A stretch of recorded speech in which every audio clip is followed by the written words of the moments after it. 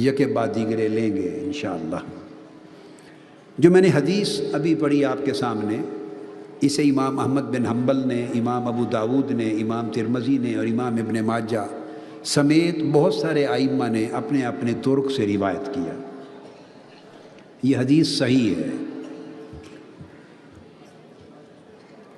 حضور علیہ السلام کے اس فرمان کے راوی خود سیدنا صدیق اکبر رضی اللہ تعالیٰ عنہ ہیں، اور آپ نے آقا علیہ السلام کی یہ حدیث مبارک صحابہ کرام کو ممبر پہ کھڑے ہو کے ممبر خلافت پہ سنائی، اور فرمایا کہ میں نے اپنے کانوں سے حضور علیہ السلام کو یہ ارشاد فرماتے ہوئے سنا۔ فرمایا کہ جب ایک زمانہ آئے گا جب لوگوں میں گناہ، نافرمانی، کرپشن، دھاندلی، حق تلفی، وہ تمام امور جنہیں اللہ اور اس کے رسول نے منع کیا، اس طرح کے عظیم گناہ ہونے لگ جائیں گے۔ فلم یغیروا، اور لوگ صورتحال کو بدلنے کے لیے اٹھیں گے نہیں، لوگ اس صورتحال کو نہیں بدلیں گے۔ آقا علیہ السلام نے اس حدیث پاک میں تبدیلی کی بات کی ہے، انقلاب کی بات کی ہے، تبدیلی کی، کہ حالات اتنے خراب ہو جائیں گے جو آپ دیکھ رہے ہیں، جو آپ آنکھوں سے دیکھ رہے ہیں، آپ کو ادراک ہے، وہ زمانہ ہے یہ۔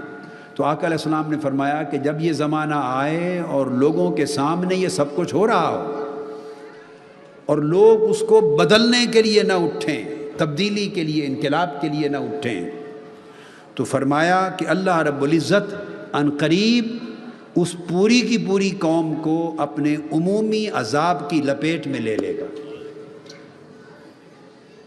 کوئی بھی نہیں بچے گا، پوری قوم کو اپنے عذاب میں لے لے گا۔ اب اسی حدیث کو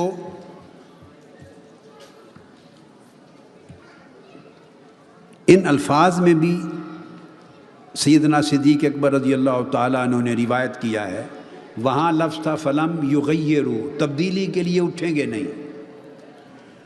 دوسرے مقام پر سیدنا صدیق اکبر رضی اللہ تعالیٰ عنہ نے اس کلمہ کے ساتھ آقا علیہ السلام کے فرمان کو روایت کیا کہ یقول ان الناس اذا رأوا المنکر فلم ینکروہ، اس کے خلاف آواز نہیں اٹھائیں گے، اس کرپشن کے خلاف، اس بربادی کے خلاف، حق تلفی کے خلاف، بددیانتی کے خلاف، اس خیانت کے خلاف، اس گناہ کے خلاف جو پوری قوم میں کھلے بندوں ہو رہا ہوگا، اس ظلم کے خلاف آواز نہیں اٹھائیں گے، اس کا کھلا انکار نہیں کریں گے، اس کو مسترد نہیں کریں گے، مسترد نہیں کریں گے۔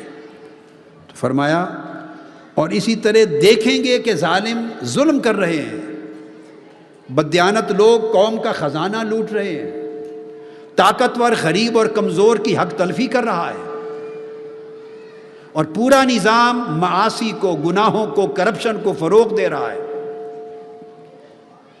مگر لوگ دیکھتے ہوئے، جانتے ہوئے تبدیلی اور انقلاب کے لیے، ان کا راستہ روکنے کے لیے نہیں اٹھیں گے، آواز بلند نہیں کریں گے، تو امہم اللہ بعقاب، اللہ تعالیٰ ساری قوم کو عذاب کی لپیٹ میں لے لے گا، پھر کسی کو نہیں چھوڑے گا۔ یہ دوسری حدیث۔ پھر اسی طرح ایک اور حدیث ہے جو جامع ترمذی میں حضرت حذیفہ بن یمان رضی اللہ تعالیٰ عنہ سے مروی، آپ نے روایت کیا قال قال رسول اللہ صلی اللہ علیہ وآلہ وسلم والذی نفسی بیدہ، اس رب ذوالجلال کی قسم جس کے قبضہ قدرت میں میری جان ہے، لَتَأْمُرُنَّ بِالْمَعْرُوفِ وَلَتَنْهَوُنَّ عَنِ الْمُنْكَرِ،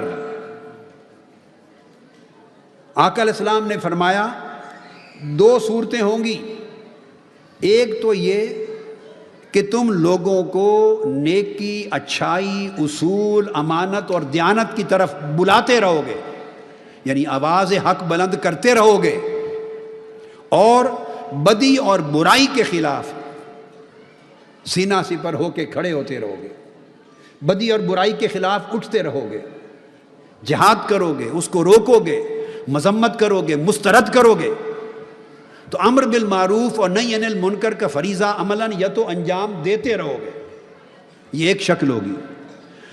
فرمایا اور اگر تم نے یہ کام روک دیا اور گھر بیٹھ گئے اور یہ سوچا کہ کچھ نہیں بدل سکتا، ہماری کوشش سے کیا ہوگا، سو نیکی دبتی رہے تمہاری خاموشی کے نتیجے میں، اور بدی طاقتور ہوتی رہی تمہاری خاموشی کے نتیجے میں، ظلم پروان چڑھتا رہا، خیانت اور بددیانتی کو فروغ اور طاقت ملتی رہی، پورا معاشرہ بے حیائی کا، فواحش کا، معاصی کا، منکرات کا، مظالم کا، خیانت کا، بددیانتی کا، کرپشن کا، پورا معاشرہ اس کی لپیٹ میں چلا گیا، اور تم نے امر بالمعروف اور نہی عن المنکر کو مؤثر طریقے سے یہ فریضہ ادا نہ کیا، تو پھر دوسری صورت کیا ہوگی؟ فرمایا او لیؤمنکم اللہ بعقاب من عنده، تو اگر تم خود فریضہ ادا کرنا چھوڑ دو گے تو اللہ رب العزت اپنی بارگاہ سے عذاب اتارے گا، اور ساری کی ساری قوم اور سوسائٹی کو اس عذاب کی لپیٹ میں لے لے گا۔ ثم لتدعنہ فلا یستجیب لکم، اور جب عذاب کی لپیٹ میں قوم آ جائے گی تو تم لوگ، اور آگے حدیث کوٹ کرتا ہوں کہ تم میں نیک اولیاء اور صالحین بھی، پھر اگر دعا کریں گے ہاتھ اٹھا کر کے باری تعالیٰ ہماری قوم پہ رحم فرما، عذاب اٹھا لے، مدد کر، تو تم دعا کرو گے تو تمہاری دعائیں قبول نہیں ہوں گی، تمہاری دعائیں قبول نہیں ہوں گی۔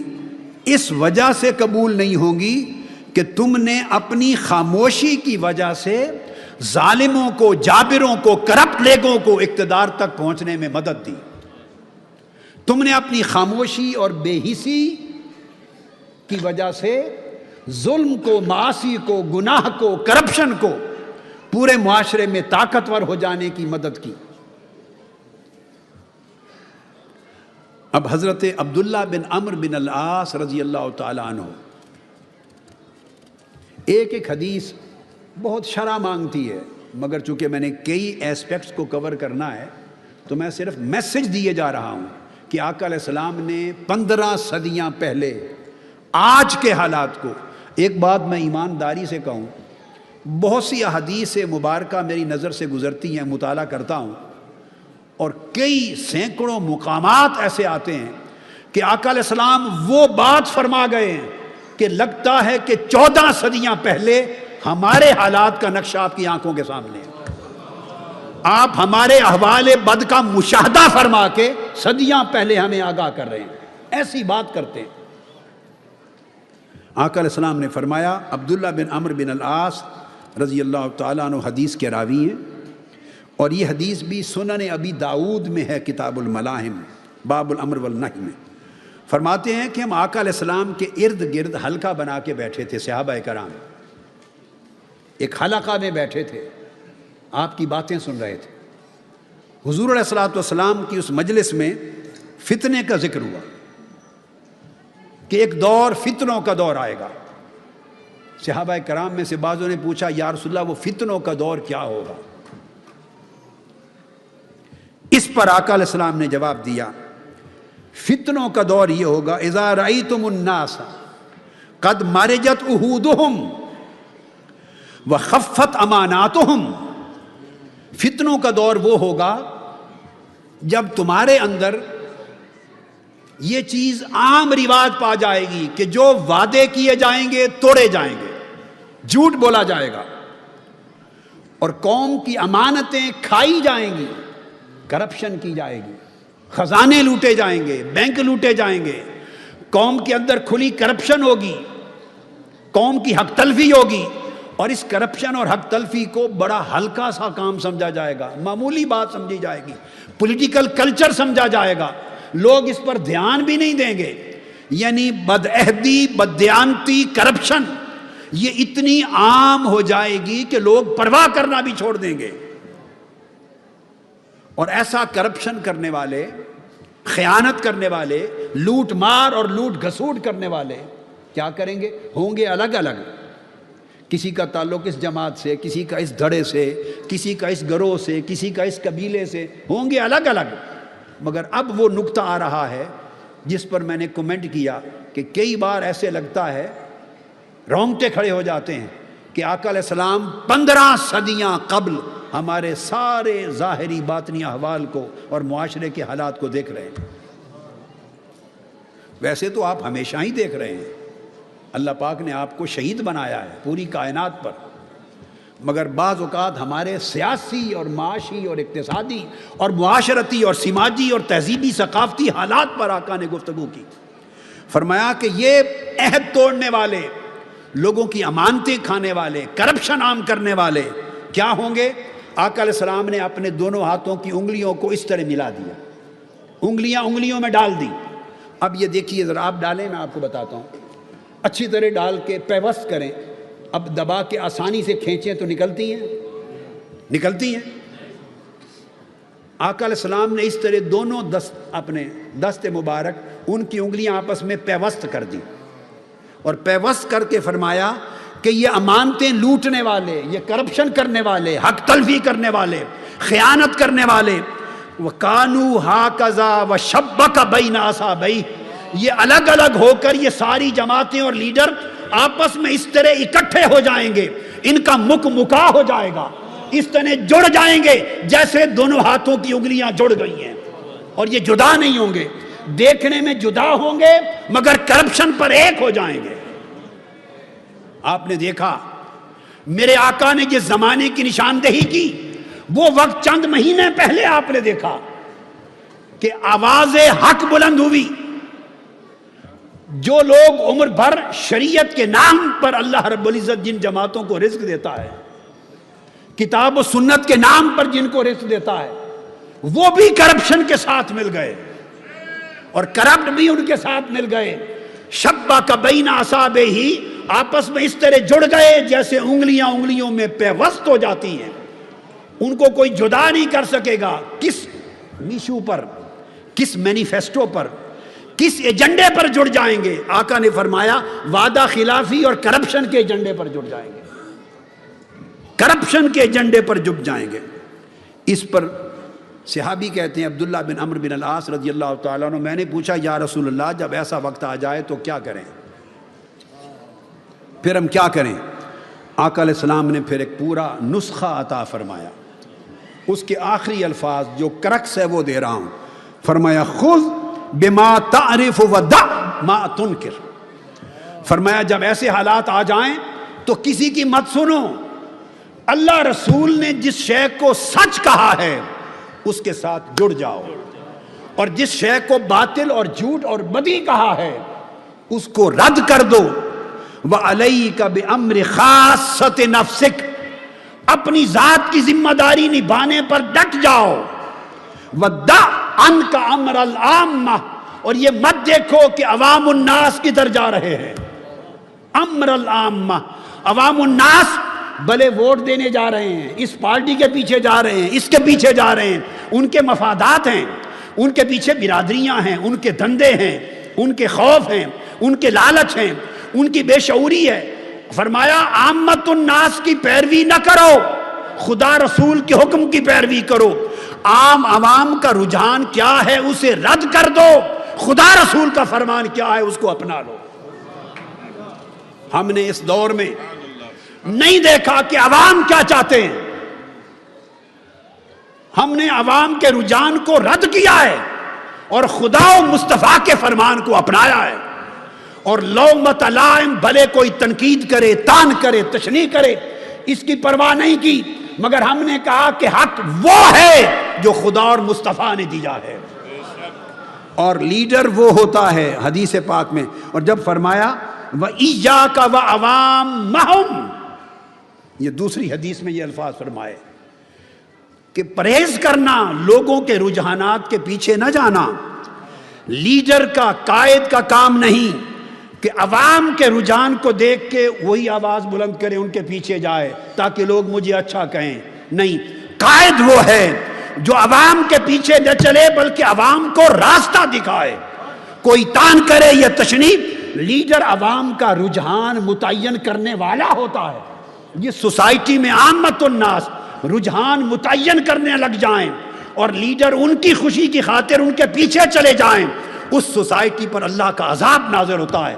اور جس میں لیڈر اللہ رسول کے فرمان کو اصول جانے اور اس کی روشنی میں رجحان متعین کرے زمانے کا اور لوگوں کے دھارے کی پرواہ نہ کریں، اللہ ان پر اپنی رحمت کا نزول کرتا ہے. شوق ہے مگر اشعار بھول گئے، تو میرے جی میں آیا کہ 2 شعر میں بھی پڑھ دوں. یہ ہمارے حالات کی عکاسی کرتے ہیں. یہ شعر ہمارے حالات سوسائٹی کے جس کی نشاندہی آقا علیہ السلام نے کی، ہم اس زمانے میں رہ رہے ہیں، ہم اس سوسائٹی میں ہیں، ان حالات میں رہ رہے ہیں. وہ حالات یہ ہیں کہ میرے گھر کو آگ لگی تھی، میرے گھر کو آگ لگی تھی، کچھ لوگ بجھانے آئے تھے. یہ لیڈر ہے. آگ لگ گئی، لگائی بھی انہوں نے، اور پھر لیڈر بجھانے آتے ہیں. آج کل بجھانے نکلے ہوئے ہیں جلسوں میں. کچھ لوگ بجھانے آئے تھے، جو مال بچا تھا جلنے سے سو وہ بھی ان کے ہاتھ لگا، وہ بھی ساتھ لے گئے. جو مال بچا تھا جلنے سے سو وہ بھی ان کے ہاتھ لگا. یہاں جلنے کے بعد جو بچ جائے گا 11 مئی کے بعد وہ ان کے ہاتھ لگ جائے گا، بچے گا کچھ نہیں. اور میں ان پولیٹیکل لیڈر سے سوال کرتا ہوں. عمرا امیر شہر ہے نا، وہ MNA امیر شہر ہے، لیڈر ہیں، حکمران ہیں. میں ان سیاسی حکمرانوں سے سوال کرتا ہوں کہ تم 65 برس سے غریب کی غربت سے کھیلتے رہے ہو، غریبوں کی عزت سے کھیلتے رہے ہو. اس ملک کی دھرتی پر، سرزمین پر خون کی ہولی کھیلی جاتی رہی ہے. کرپشن کا بازار گرم رہا ہے، ادارے برباد ہوئے ہیں، جمہوریت کی مٹی پلید ہوئی ہے، امانت نام کی کوئی شے نہیں بچی، معاشی ترقی کا خاتمہ ہو گیا ہے، سارے ادارے برباد ہو گئے. غریب کو کھانے کا کچھ نہیں، غریب اپنی عزت یا خون بیچ کر کھا رہا ہے. تو میں اس امیر شہر سے سوال کرتا ہوں، وہ یہ کہ لہو کو بیچ کر روٹی خرید لایا ہوں. یہ آج غریب کا حال ہے، ہمارے ملک کے غریب کا یہ حال ہے کہ لہو کو بیچ کر روٹی خرید لایا ہوں. امیر شہر بتا یہ حلال ہے یا نہیں؟ امیر شہر بتا یہ حلال ہے یا نہیں؟ اے امیر شہر، جہاں لوگ لہو بیچ کر روٹی کا لقمہ ترس رہے ہیں، جہاں عزتیں بیچ کر جینا مانگ رہے ہیں، جہاں کسی کی عزت کی حفاظت نہیں، جان کی نہیں، مال کی نہیں، عدل اور انصاف عدالتوں میں نہیں مرتا، کرسیوں پر بیٹھنے والے عدل کو بیچنے والے ہیں، ہر طرف ضمیر فروشی ہے.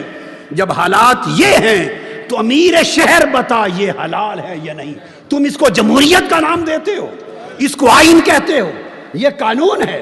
جہاں آئین رو رہا ہے، قانون رو رہا ہے، جمہوریت رو رہی ہے کہ کوئی حق، کوئی ضابطہ، کوئی اصول نہ آئین کا بچا، نہ قانون کا بچا، نہ جمہوریت کی بچی. اور 11 مئی کو یہ نظام پلٹ کر انہی لٹیروں کو پھر اقتدار پہ لا رہا ہے. یہ میرے جملے لکھ لیں. ممکن ہے آج کوئی یہ سمجھے کہ میری بات درست نہیں، اگر وہ ایسا سمجھے اس کا حق ہے، بحث نہیں کرتے. 11 مئی آنے والی ہے، 11 مئی کی شام یا 12 مئی کو میرے جملے یاد کر کے لکھ لینا.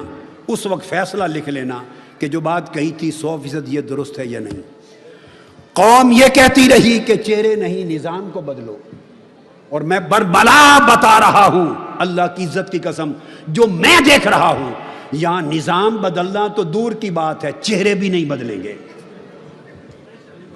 چہرے بھی نہیں بدلیں گے. اور پچھلے انتخابات سے بھی بدترین انتخابات ہوں گے. الیکشن ہوتے تھے مگر ڈاکو ڈاکو کہلاتے تھے، چور چور کہلاتے تھے. کرپٹ کہلاتے تھے. لٹیرے کو دنیا لٹیرا جانتی تھی. وہ انتخابات کسی کو گنگا میں نہلا دھلا کے پاک صاف کر کے نہیں بھیجتے تھے. اب انتخابات میں اس کرپٹ الیکشن کمیشن نے آرٹیکل 62-63 کی تصدیق کر کے، آئین کی تصدیق کر کے، سب ڈاکوؤں کو، چوروں کو، لٹیروں کو، غاصبوں کو، حرام خوروں کو، قرض خوروں کو، ٹیکس چوروں کو آرٹیکل 62-63 کی گنگا میں نہلا کے انہیں پاک صاف ہونے کا سرٹیفکیٹ دے کے بھیج دیا. اب وہی چور جن کے ذمے اربوں روپے کے قرضے ہیں، وہی ڈاکو جو قوم کا خزانہ لوٹ کے کھا گئے، اور وہی دہشت گرد اور وہی خائن بددیانت جو پوری قوم کی دولت سے ہمیشہ کھیلتے رہے، اب جب اسمبلی میں جا کے بیٹھیں گے اور وہ فیک ڈگری ہولڈرز جھوٹی ڈگریاں لے کر، پہلے تو قوم کو یہ تھا کہ یہ جھوٹی ڈگریاں والے ان کو نکال دیا گیا، اب جھوٹی ڈگریوں کی تصدیق ہو گئی. ہائر ایجوکیشن کمیشن نے ڈکلیئر کر دیا، الیکشن کمیشن نے ڈکلیئر کر دیا کہ 250 ڈگریز جھوٹی ہیں، فیک ہیں. نااہل ہو گئے اور ٹریبیونل نے ان ساروں کو اہل کر کے اسمبلی میں بھیجنے کا راستہ دے دیا. اب ڈاکو کہے گا میں متقی ہوں، میرے پاس 62-63 کا سرٹیفکیٹ ہے. الیکشن کمیشن کے رکنوں، تم نے اپنے پیٹ کے دوزخ کو بھرنے کے لیے، حرام خورو، ظالموں، اپنی رشوت کھانے کے لیے تم نے 62-63 کا نام لے کر وہ تماشا رچایا کہ اب چور ڈاکو کہے گا کہ میں تو پاک صاف ہوں، میں 62-63 کی چھلنی سے نکل کے آیا. اتنا بڑا دھوکہ اس قوم کے ساتھ کیا.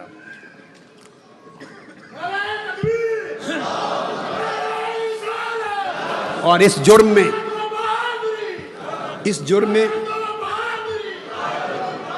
میں وہ بھی شریک ہیں، وہ لوگ جنہوں نے اس کرپٹ الیکشن کمیشن کو یا ان لوگوں کو تحفظ دیا، ان کو سپورٹ کیا. ایسے مجرموں کو قوم کبھی معاف نہیں کرے گی. کرسی ہر وقت نیچے نہیں رہتی. تم سے پہلے بھی کوئی شخص یہاں تخت نشین تھا، تم سے پہلے بھی کوئی شخص یہاں تخت نشین تھا، اس کو بھی خدا ہونے کا اتنا ہی یقین تھا، وہ بھی خدا بن کے بیٹھتا تھا. بڑی بڑی غرور کی گردنیں ٹوٹ گئیں، تمہاری کرسیاں بھی کھینچی جائیں گی، تمہاری گردنیں بھی مروڑی جائیں گی، اور وقت آئے گا کہ ہر مجرم سے قوم حساب لے گی. یہ انقلاب کا ریلا شروع ہو چکا ہے. 23 دسمبر سے 17 مارچ تک جو لیاقت باغ کا جلسہ تھا، انکلوڈنگ لانگ مارچ، یہ جد و جہد کا پہلا مرحلہ تھا. لوگ 11 مئی کا انجام دیکھیں گے اور ہر فرد قوم کا کہے گا کہ جو بات میں نے انہیں کہی تھی وہ حق ہے. سوچ اور بدلے گی. اگلا مرحلہ انشاءاللہ پھر اس تبدیلی کا آئے گا، اس انقلاب کا آئے گا جس میں کرپشن کی گنجائش نہیں ہوگی. اب جن لوگوں کو جیل کی سلاخوں کے پیچھے ہونا تھا وہ اقتدار کی مسندوں پر بیٹھے. وہ نظام بدلے گا. صرف صبر کے کچھ لمحے ہیں اور بڑی منزلیں منٹوں میں، چند مہینوں میں نہیں ملا کرتی. میں کہنا چاہتا ہوں کہ لوگوں، 11 مئی کو ہم نے مسترد کر دیا یہ ظالمانہ نظام. خسارے کا سودا نہیں کیا، نفع کا سودا کیا ہے. ہم نے بدی سے سمجھوتا نہیں کیا، گناہ کے ساتھ کمپرومائز نہیں کیا، اپنا نظریہ نہیں بیچا، حق پر استقامت کے ساتھ قائم رہے ہیں. دنیا دیکھے گی کہ حق یہ تھا. آپ نے کرپشن، ظلم اور دھاندلی کے گلاس میں گدلا پانی پی کر اپنی پیاس نہ بجھاؤ. ہمیں پیاسا رہنا قبول ہے مگر گندا پانی پی کر پیاس نہیں بجھائیں گے.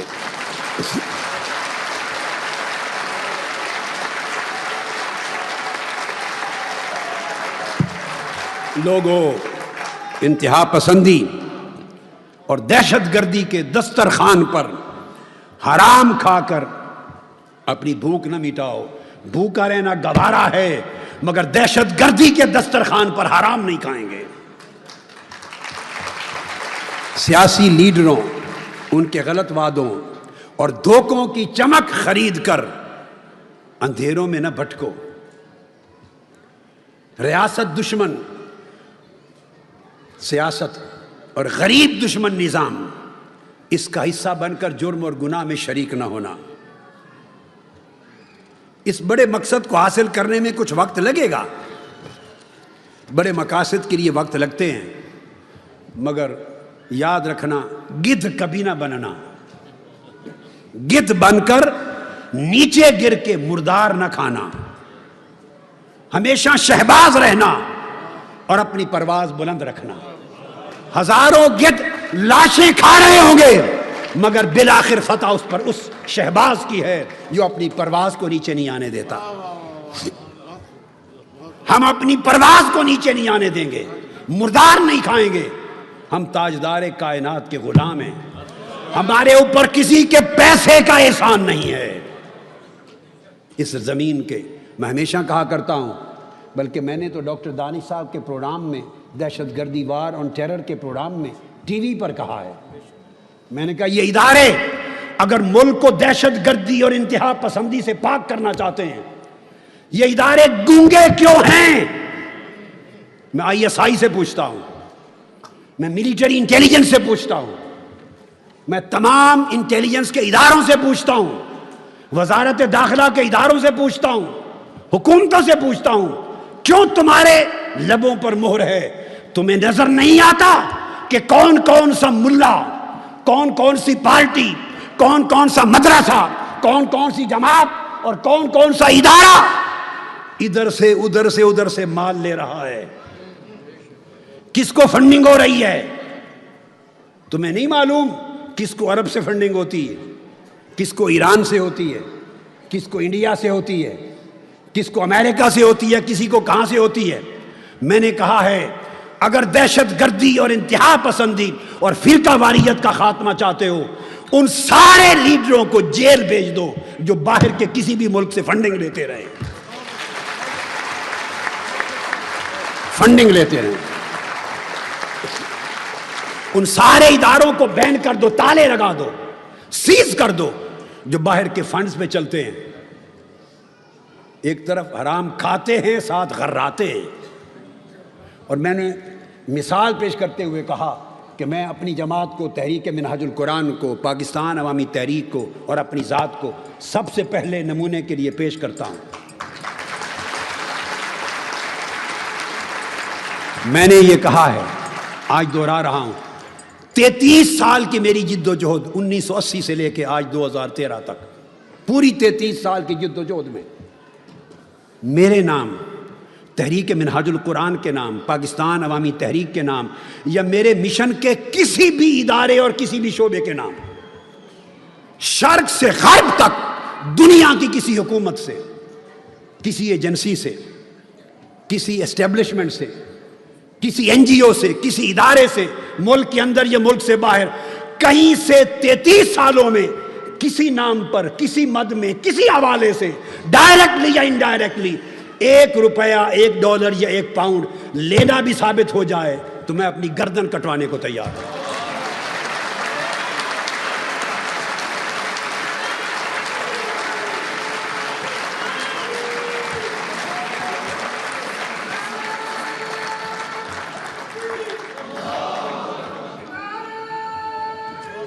ہم پر دنیا کی کسی طاقت کا احسان نہیں ہے، اس لیے ہمارا سر کسی کے سامنے نہیں جھکتا۔ آپ کو یاد ہوگا کہ ایک بہت بڑا مالدار آدمی ایک سیاسی رہنماؤں کے ساتھ بھیجا گیا تھا، 12 جنوری کی شام صبح لانگ مارچ کی روانگی تھی، اور میں نے ملاقات کرنے سے انکار کر دیا تھا، اور میں نے کہا تھا میں حضور غوث العظم کا مرید ہوں، غوث العظم کا مرید ہوں۔ یہ ساری دنیا کی سلطنتیں اپنی دولت جمع کر لیں تو غوث پاک کے اس ادنا مرید کا جوتا نہیں خرید سکتے۔